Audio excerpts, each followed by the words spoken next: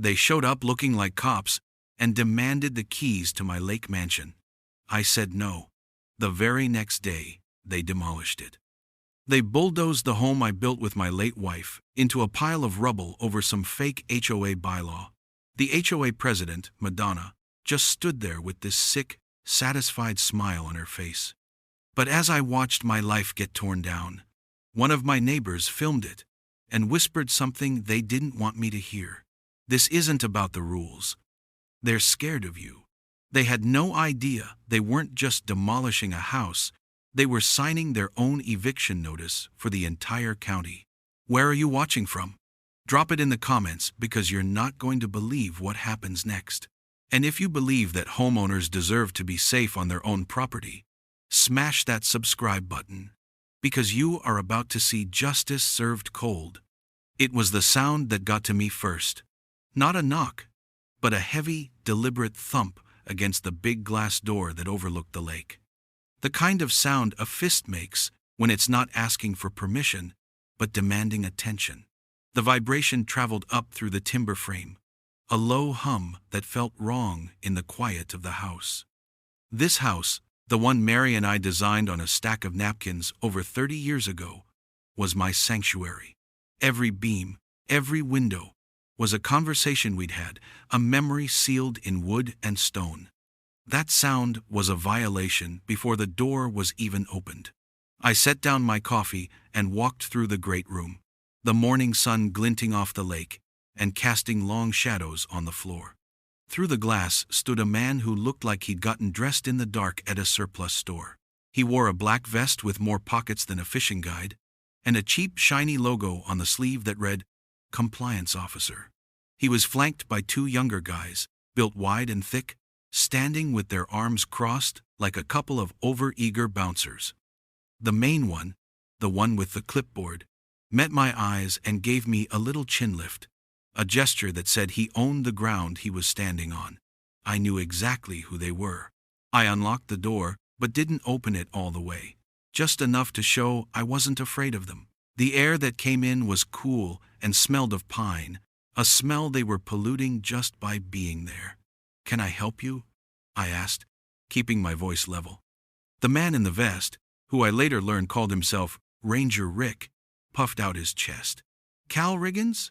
I'm Rick Mallory, Compliance Officer with the Lakeside Estates Homeowners Association. We're conducting a community safety audit today. He held his clipboard up as if it were a court order. We're here to collect your spare keys. I just looked at him. I didn't blink. I didn't say anything. I just let his words hang in the air until they started to sound as stupid to him as they did to me. His confidence wavered for a second. One of the linebackers behind him shifted his weight. Excuse me? I finally said. Rick cleared his throat, trying to get his footing back.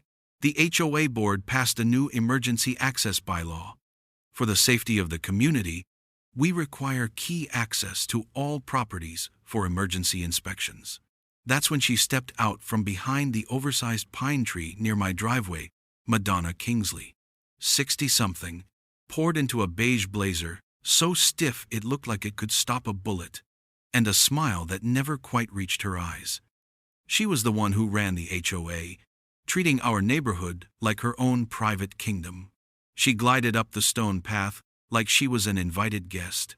Cal, she said, her voice smooth, but with an edge like broken glass. Let's not make this difficult. It's a simple security measure. All your neighbors have complied. I looked past her, down the long private drive I'd paved myself, to the other houses, the ones that had popped up over the last 20 years. The ones that had actually signed her ridiculous contracts. Madonna, I said, my voice still quiet. Those are your neighbors. This is my home. It's a private estate, not common property, and I never opted into your little club. Her smile tightened. Oh, but you did, Cal. When the development expanded, your property was absorbed into the revised community charter. Your refusal to provide keys constitutes non-compliance with emergency protocols. The words sounded rehearsed, like something she'd read in a pamphlet on how to sound important. She was a former real estate agent who got a taste of power and never looked back. "There are no protocols that give you the right to enter my home," I said, my hand still resting on the door. "This isn't a condo in a high-rise. This is private land." "My land." I saw a flash of real anger in her eyes before she covered it up with that condescending smile again. "You seem to be confused about the rules," she said, taking a step closer. The two goons tensed up. Ranger Rick looked at her, waiting for his cue.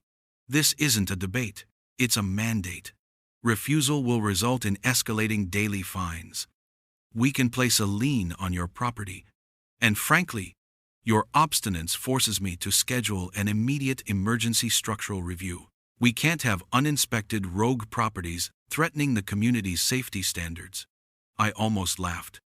The house was built with steel I-beams and reinforced concrete footings I'd designed myself, engineered to withstand a hurricane.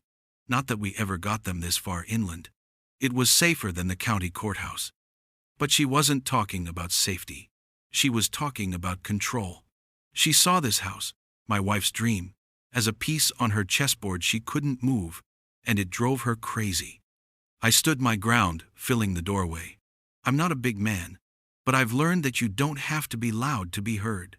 I'd faced down men with more than just a clipboard and a bad attitude in my time. "You will not get a key, Madonna. You will not get a fine. And you will not set foot on this property again without a warrant signed by a judge. Am I clear?" The silence that followed was heavy. Rick looked at Madonna, completely lost. The goons looked uncomfortable. Madonna's face went from smug to cold, hard granite. She stared at me for a long moment, the gears turning in her head. She knew she'd hit a wall she couldn't just talk her way through, so she changed tactics. She let out a small, disappointed sigh, as if I were a child throwing a tantrum. "Very well, Cal," she said, her voice dropping to a theatrical whisper. She turned and gestured for her little army to follow her. As she walked away, she paused and looked back over her shoulder, that fake smile plastered back on her face. "You'll wish you'd been more neighborly." The threat was as clear as the lake behind me. It wasn't a warning. It was a promise. I watched them march back down my driveway and climb into a white SUV with the HOA logo on the side. I closed the door, the latch clicking shut with a final thud. The quiet returned, but this time it felt different. It was heavier. I stood there in the sunlight, in the home that held everything I had left of my wife, and I knew that woman wasn't just going to go away. She had kicked the hornet's nest. She just didn't realize the hornets were a lot bigger than she thought. The next morning, I woke up with Madonna's threat still ringing in my ears. I'm a man who believes in routines. Routines keep the mind clear. So, I did what I always do on a Tuesday. I made my coffee, read the local paper, and headed into town for some stainless steel bolts I needed to finish repairing the dock winch. It was a perfect morning, crisp and clear, the kind where the lake looks like a sheet of blue glass. I was gone maybe an hour and a half. As I turned back onto my long, tree-lined driveway, the first thing I saw was a temporary chain-link fence stretched across the entrance. The gate was chained and padlocked. Stuck to it was a large, bright orange sticker. The words were printed in thick black letters that screamed at you from 50 feet away. "Emergency order, unsafe structure, do not enter." I put the truck in park right there in the middle of the road, the engine still rumbling. For a second, my mind just couldn't process it. Unsafe structure? I'd designed the rebar cages for the foundation myself. I'd spec'd every bolt, every joist hanger. The house was built to military standards, solid as the bedrock it was anchored to. This was a joke. It had to be. Then I heard it. The deep, guttural roar of a diesel engine, followed by the sickening crunch of splintering wood. My blood ran cold. I was out of the truck before it had fully stopped, and I ran toward the fence. Through the gaps, I could see them. A yellow backhoe was parked on what used to be Mary's rose garden. Its massive hydraulic arm, like some prehistoric beast, was raised high, and at the end of it was a steel claw. As I watched, The claw slammed down into the roof of the great room, right where we used to put the Christmas tree. Shingles, solar panels, and handcrafted timber trusses exploded into the air. A second machine was tearing at the stone chimney on the west side of the house. A cloud of dust and debris billowed out, covering everything in a layer of gray filth. My breath caught in my chest. It felt like a punch to the gut, a physical blow that knocked the air out of my lungs. They were actually doing it. They were destroying my home. Rage, pure and white-hot, washed over me. I didn't think. I acted. I grabbed the heavy-duty bolt cutters I kept behind the seat of my truck and snapped the padlock on the construction fence like it was a twig. The gate swung open with a screech, and I ran. I didn't get 10 feet before 2 men in yellow hard hats and security vests stepped in front of me. They were the same 2 goons from yesterday. "Sir, you can't be in here. This is a restricted demolition site," one of them grunted, putting a hand on my chest. I slapped it away. "Get out of my way," I said, my voice low and shaking with fury. "This is my house." The other one chuckled. "Not anymore, old man. Now step back before you get hurt." I tried to push past them, and that's when they grabbed me. One took my left arm, the other my right. I'm 67, but I'm not weak. I twisted, trying to throw them off, but they were younger and heavier. In the struggle, my feet got tangled, and we all went down in a heap on the gravel. My cheek scraped against the stones, and the coppery taste of blood filled my mouth. Just as I was getting my legs under me to stand back up, I heard the wail of a siren coming up the road. The sheriff's car pulled up, lights flashing. Relief flooded through me. Finally, someone with actual authority. Sheriff Miller got out, his face grim. He's known me for years. We'd coached Little League against each other back when his son was a boy. "Cal, what the hell is going on here?" he asked, looking from me to the 2 security guards, to the absolute chaos behind us. I pointed a trembling finger at the backhoe, which had just ripped a gaping hole in the side of the house, exposing the living room like a cheap dollhouse. "They're tearing down my home, Bill. Illegally!" Madonna appeared then, walking through the dust like she was immune to it. She held a manila folder in her hands and gave the sheriff that same plastic smile. "Sheriff, thank you for coming," she said sweetly. "As you can see, we are handling a severe safety hazard, per the HOA's emergency directive." She handed him the folder. "We have the engineer's report right here, signed and sealed. The structure was deemed an imminent collapse risk." The sheriff took the folder and scanned the top page. He looked at the paperwork, then back at me, lying on the ground. There was a flicker of something in his eyes, pity, maybe, or just resignation. "I'm sorry, Cal," he said, handing the folder back to Madonna. "They have the paperwork. My hands are tied." Paperwork. I got to my feet, my body aching. He let me look at it. The report was a joke, a complete fabrication filled with technical terms used incorrectly. And the signature at the bottom, it was from an engineering firm I'd never heard of. I knew every licensed structural engineer in the Tri-County area. The license number was fake. I told him this. I told him it was all a lie. He just shook his head slowly. "That's a civil matter, Cal. You'll have to take it to court. Right now, this order says this site is under their control." They let me stand there, outside the fence they'd put back up, and watch. For 3 hours, I stood and watched them reduce 30 years of my life, the physical embodiment of my love for my wife, into a mountain of splintered wood and broken stone. It was a swift, brutal execution.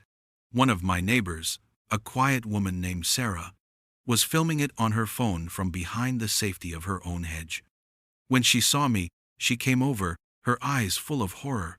"I'm so sorry, Cal," she whispered, her voice barely audible over the roar of the machines. She kept filming. "They're scared of you," she said, so quietly I almost didn't hear it. This wasn't about safety. They were talking at the meeting last week. Madonna said something about making sure the old guard knew who was in charge now, and there it was, the truth. This wasn't about a key or a bylaw. This was a message. They were trying to break me. I turned my gaze from her phone back to the wreckage. They had leveled everything. But as the last wall came crashing down, a different feeling began to settle over the rage. It was cold. It was clear. That was the moment I stopped trying to prove I was right and started planning to prove they were wrong. For the first 2 nights, I lived out of my pickup. I found a secluded spot down an old logging trail a couple of miles from the lake, a place where fishermen sometimes parked for the night. Nobody bothered me there. I needed the quiet. I needed to think. Grief is a strange thing. It hits you in waves. Seeing the house torn down was like losing Mary all over again, but this time it was violent. The first wave was shock, then came the rage. But after that, a deep, cold calm settled in. It was the calm of a man who has lost everything and has nothing left to fear.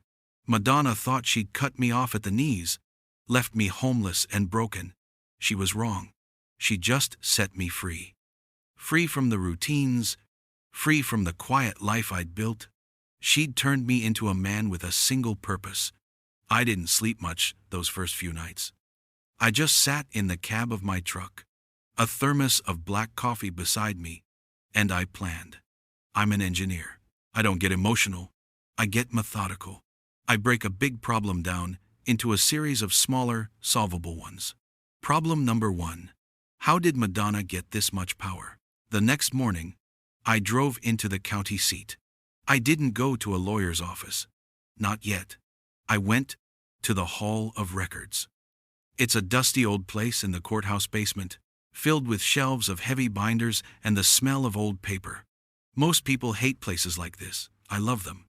This is where the truth lives, buried in faded ink and legal descriptions. I spent the day pulling plat maps and title deeds going back decades.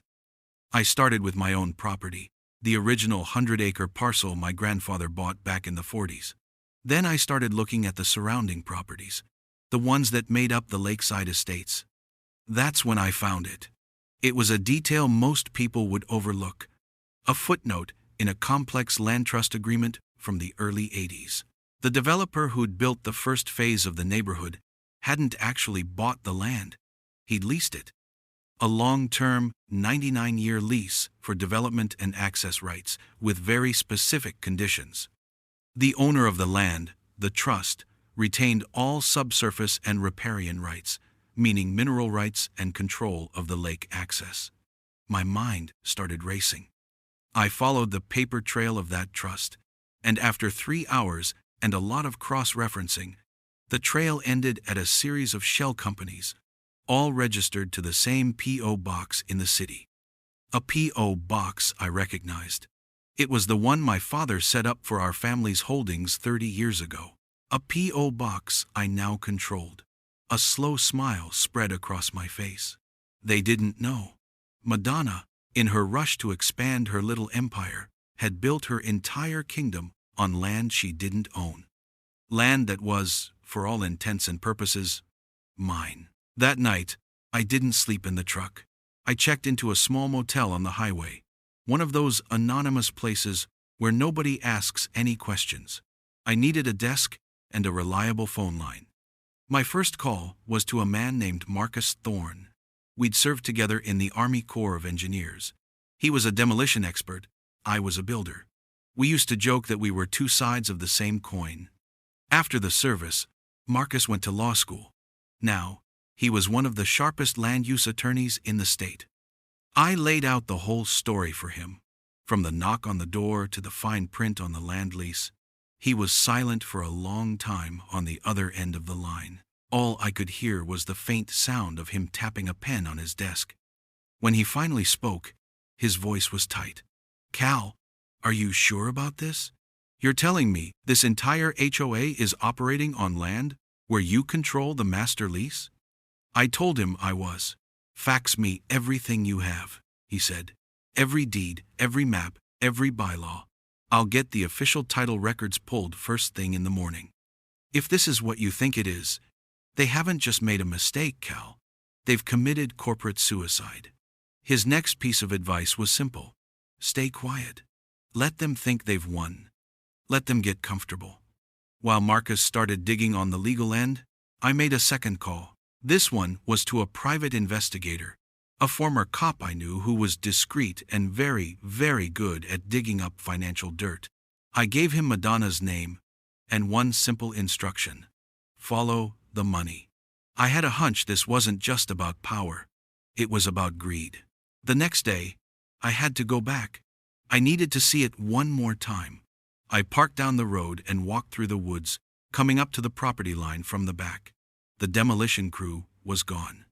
All that was left was a flattened, scarred piece of earth. Piles of splintered timber and shattered concrete were heaped where my home once stood. It was an open wound on the landscape. I stepped over a pile of rubble that used to be the kitchen wall and walked to the spot where our bedroom had been. The floor was gone, but the foundation slab was still there, cracked and broken. And sitting in the middle of it all was a small, ornate wooden box. It was covered in dust, and one corner was crushed, but it was intact.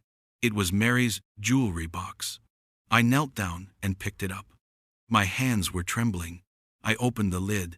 Inside, nestled on the faded velvet lining, was the silver medal she'd won for a medical paper she'd published years ago. She was so proud of it. I took it out, its weight familiar and heavy in my palm. The sun glinted off the polished surface. I stood there, in the wreckage of our life, holding the last piece of her that they hadn't been able to destroy. And I made her a promise, speaking the words out loud to the empty sky. "They don't know who they just leveled, Mary," I whispered, closing my hand around the metal. "But they're about to find out." It was Sarah, the neighbor who filmed the demolition, who gave me the heads up. She forwarded me the email blast from the HOA. Emergency members meeting. The subject line read. It was scheduled for that Thursday night at the community hall. The agenda was vague. Something about voting on a new bylaw expansion to secure and standardize community assets. I knew exactly what that meant. Madonna was making a power grab. After leveling my house to make an example of me, she was now trying to rewrite the rules to make what she did legal after the fact. She was trying to consolidate her power, to turn her fake authority into real authority. And she was using the fear she'd created to do it. She was counting on me being broken, hiding out somewhere, licking my wounds. She wasn't counting on me showing up. My attorney, Marcus, told me to lay low, to let him build the case. But I knew something he didn't.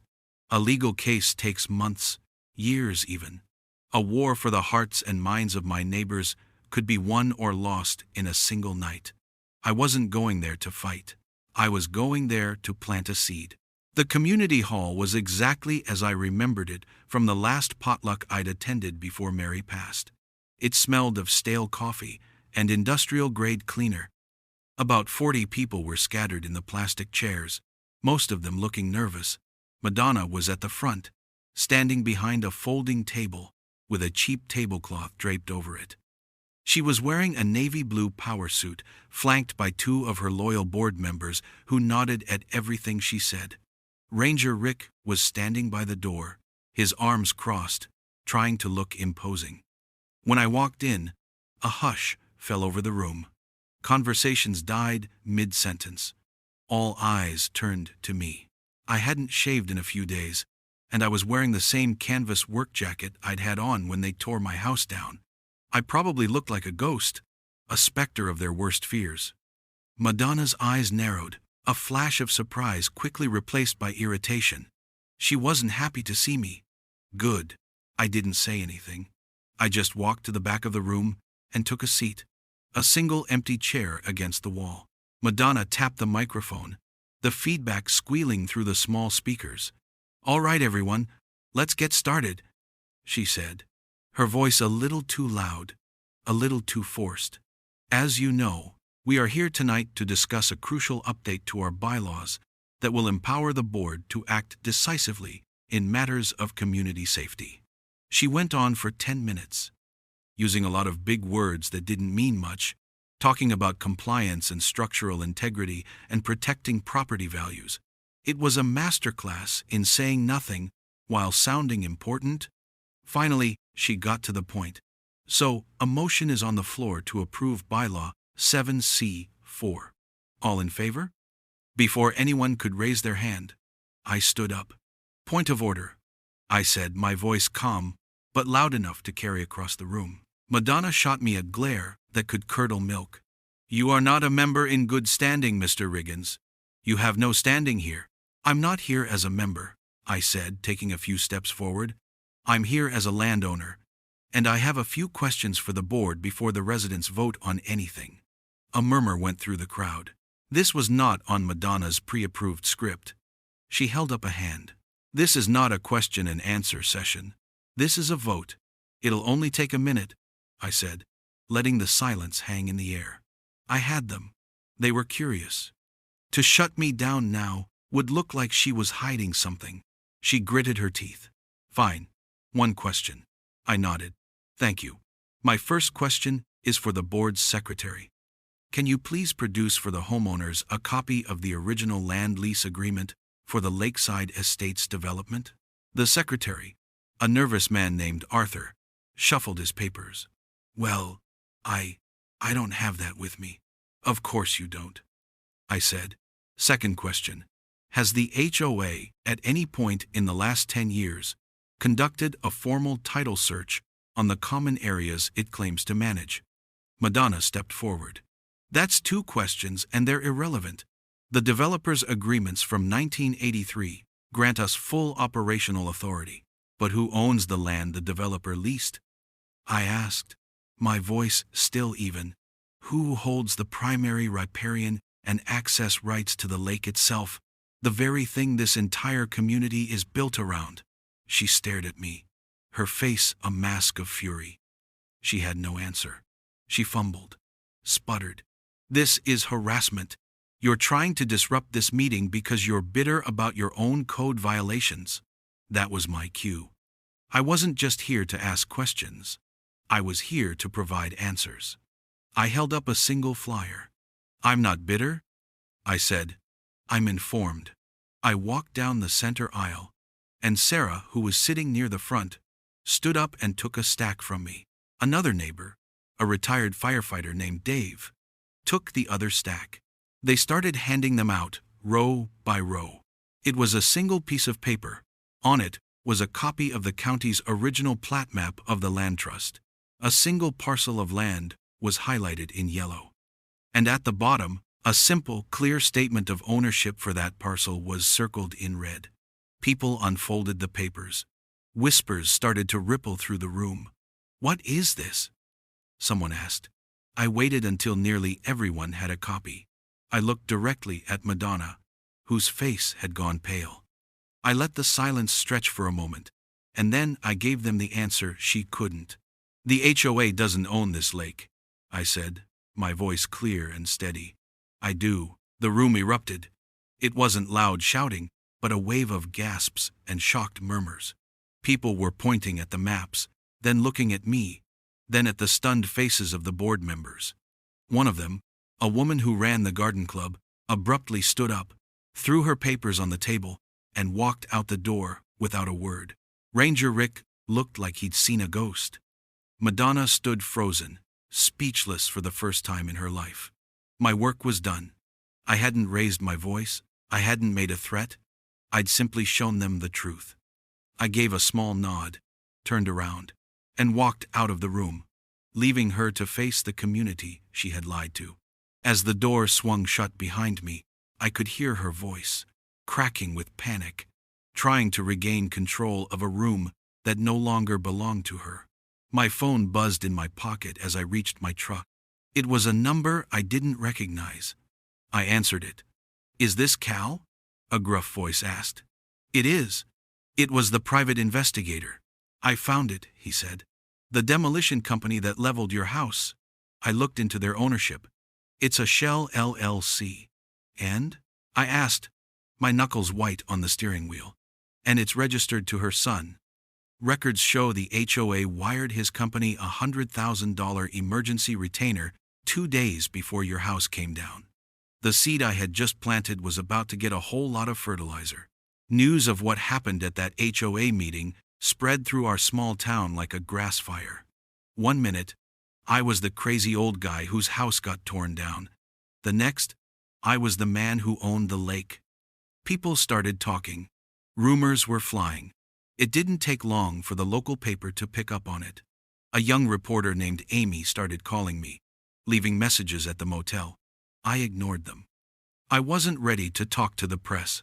Not yet. The next move had to be precise. The PI's information about the demolition company was the linchpin. It moved this from a civil dispute into criminal territory. Fraud, embezzlement, conspiracy. These were words that got people's attention.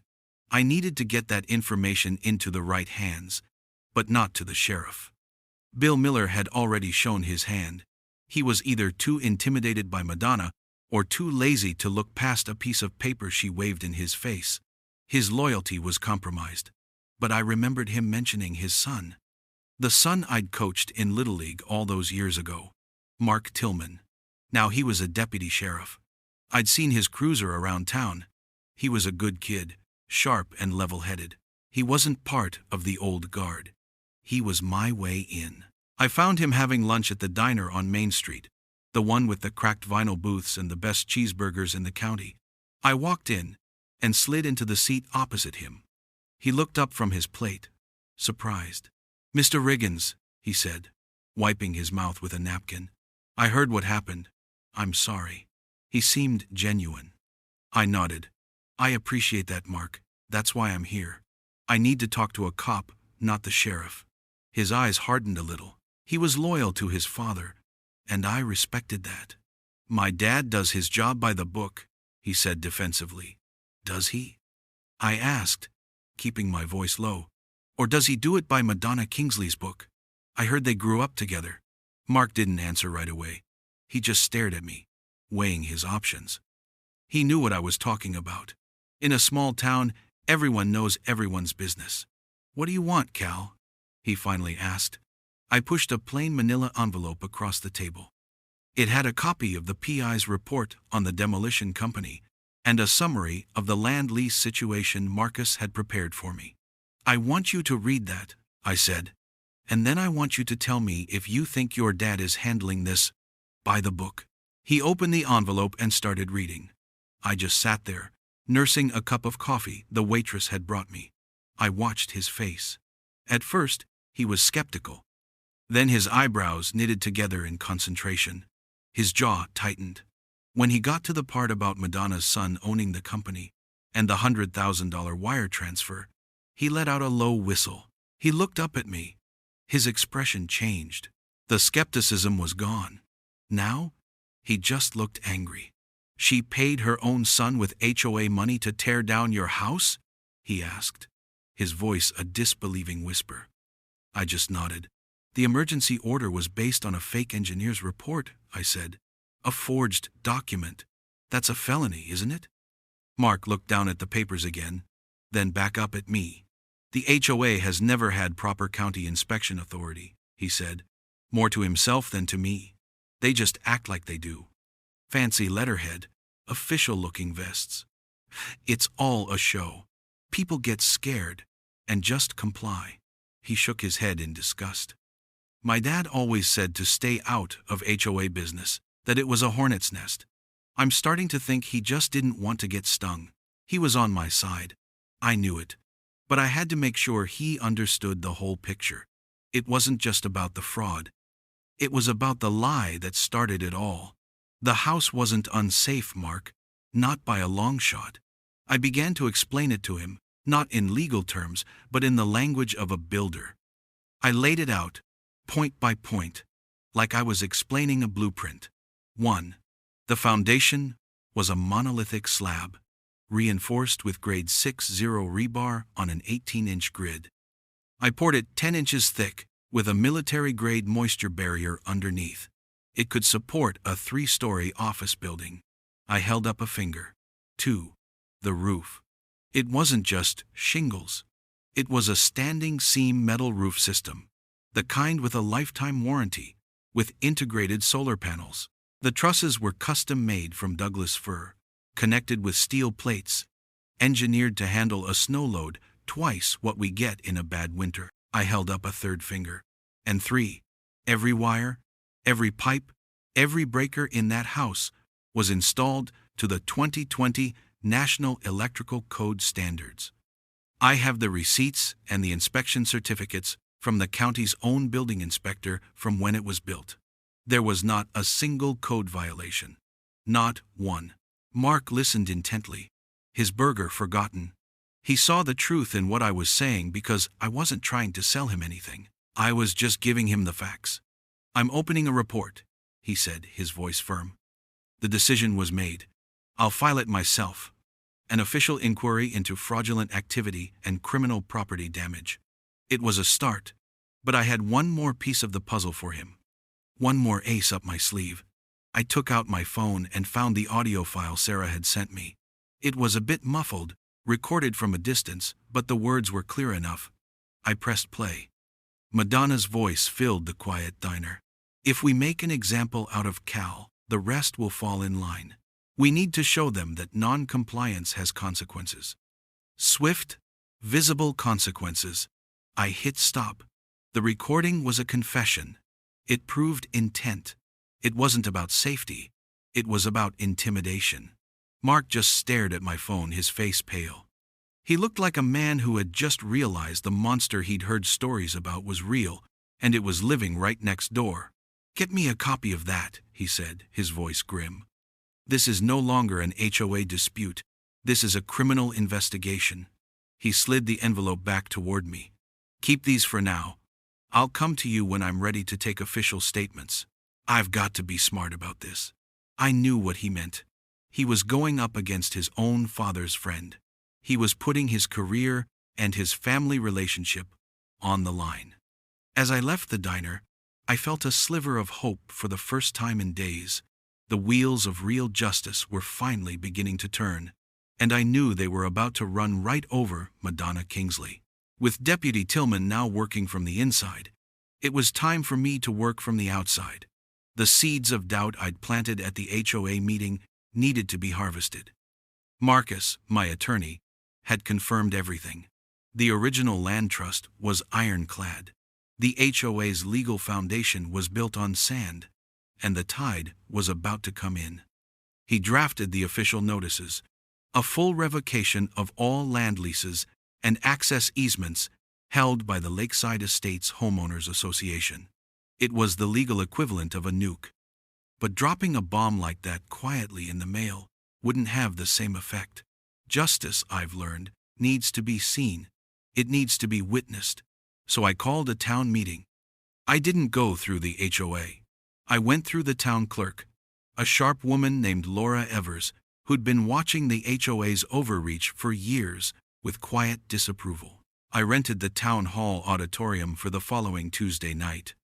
The official reason on the notice was a public information session regarding the history and property rights of the lakeside development.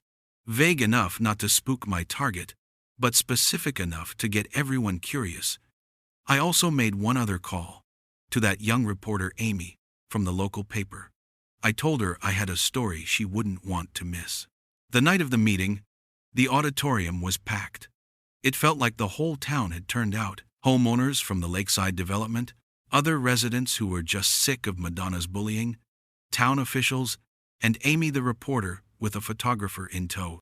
I saw my neighbor Sarah near the front, giving me a supportive nod.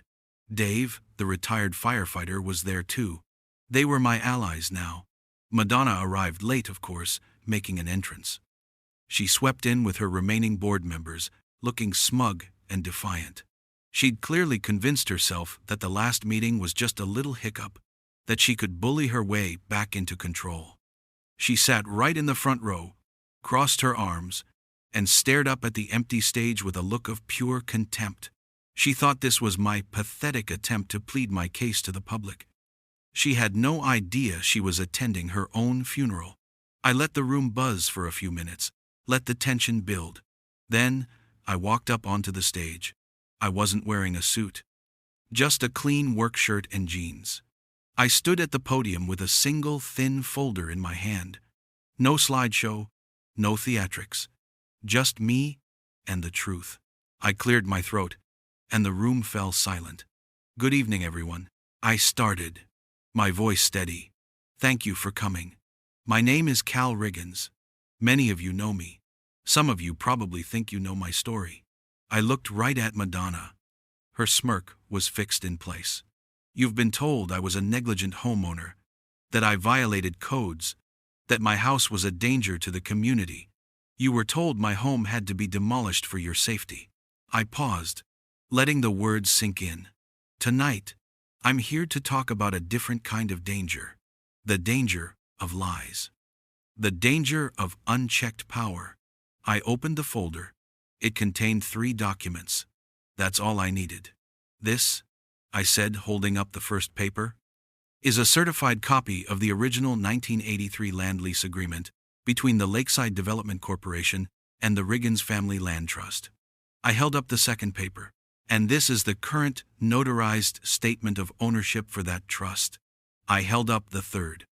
And this is a legal opinion from one of the top land use attorneys in the state, confirming what these documents mean. I didn't need to read the fine print. I just gave them the bottom line in plain English. What this means, I said, my voice ringing with clarity, is that the Lakeside Estates Homeowners Association was founded on a lie. It expanded by absorbing properties through intimidation and deception, and it has operated for years without the legal authority to do so. The bylaws they used to justify fines, to put liens on homes, and to demolish my house were based on rights they never had. The ground under your common areas, the roads you drive on, the lake you enjoy, the HOA's claim to control them has always been fraudulent, because the HOA was never the landlord. I am. A collective gasp went through the auditorium. It was a wave of sound, of realization. People were turning to their neighbors, their faces a mixture of shock and anger. Madonna's face had gone from smug to ashen. The smirk was gone, replaced by a slack-jawed stare of disbelief. Therefore, I continued, my voice gaining strength, effective immediately, as the legal owner and administrator of the Riggins Family Land Trust, I am hereby revoking all land leases, access rights, and easements previously extended to the entity known as the Lakeside Estates HOA. The room erupted, not in confusion, but in cheers. A few people stood up and started clapping. Dave the firefighter was on his feet, a huge grin on his face. Madonna shot up from her seat. "This is outrageous! It's a lie!" she shrieked, her voice shrill with panic. "You can't do this!" She started to storm toward the aisle, trying to flee the public humiliation, but she didn't get far. Standing at the end of her row was Deputy Mark Tillman, in full uniform, looking calm and professional. He stepped into her path, blocking her way. "Madonna Kingsley?" he said, his voice polite but firm. A second deputy appeared at the other end of the aisle. They had her cornered. "Ma'am," Mark said, holding out a folded sheaf of papers, "you're being served." Her eyes went wide with terror as she looked at the warrant in his hand. The crowd went silent, watching the drama unfold. The cheers died down to an awed hush. This was more than they had ever hoped for. It was real-time karma. Madonna froze, cornered and exposed. As the deputy handed her the legal papers charging her with fraud, embezzlement, and a half-dozen other things, I stepped forward to the edge of the stage and looked right at her. I didn't need to shout. The whole room could hear me. "You didn't just knock on my door, Madonna," I said calmly. "You kicked it in. And now, you're out." Even cornered, a rat will still try to bite. After the town hall meeting, Madonna didn't go quietly. Bailed out of jail, she immediately tried to fight back with the only weapons she had left: lies and rumors. She filed a frivolous appeal, claiming I'd used forged documents. She started a whisper campaign online, creating fake social media accounts to post stories about how I was a dangerous recluse trying to take everyone's homes away. Her remaining loyalists, like Ranger Rick, went door to door trying to incite panic, claiming I was going to fence off the lake and charge admission, But it was no use. The truth was out. The town clerk, Laura Evers, put the final nail in the coffin. She posted a public notice on the town's official website, confirming that, upon review of the county's own records, the Lakeside Estates HOA's articles of incorporation were invalid. It was officially dissolved. The illusion of power she had spent years building had vanished overnight. People saw her for what she was, a con artist who got caught. Her phone calls went unanswered. Her former board members avoided her in the grocery store. Ranger Rick quietly took the flashing lights off his golf cart and started looking for a new job. Her little kingdom had crumbled. The legal fallout for her was swift. The criminal charges stuck. Wire fraud for the payment to her son, misappropriation of HOA funds, filing a false report with the forged engineer's statement. The list went on. Her son's demolition company was sued into bankruptcy by its own insurance carrier, which, not surprisingly, didn't want to be on the hook for a multi-million-dollar criminal act. A few weeks later, a certified check arrived at my motel room from the insurance company's attorneys. It was a settlement offer. My lawyer, Marcus, said we could probably get more if we went to trial, but the number was more than enough. It was enough to rebuild the house twice over. It was enough to close this chapter of my life. I accepted it. The money was never the point. The point was justice. And justice had been served. The day they started clearing the rubble from my property, a funny thing happened. Dave, the retired firefighter, showed up with a wheelbarrow and a shovel. "Thought you could use an extra hand," he said with a grin. An hour later, Sarah arrived with a cooler full of water and sandwiches. By noon, a dozen of my neighbors were there. People I'd only ever waved to from a distance were now sweating alongside me, hauling away broken concrete and splintered wood. They weren't just clearing a demolished house, they were cleansing the neighborhood of a bad memory. We worked all day, and as the sun began to set over the lake, the lot was finally clear. We stood there, tired and dirty, looking at the clean slate where my home would soon stand again. Sarah's husband, an electrician, clapped me on the shoulder. "Just say the word when you're ready to run the wiring, Cal. I owe you one." That's when I realized what had really happened.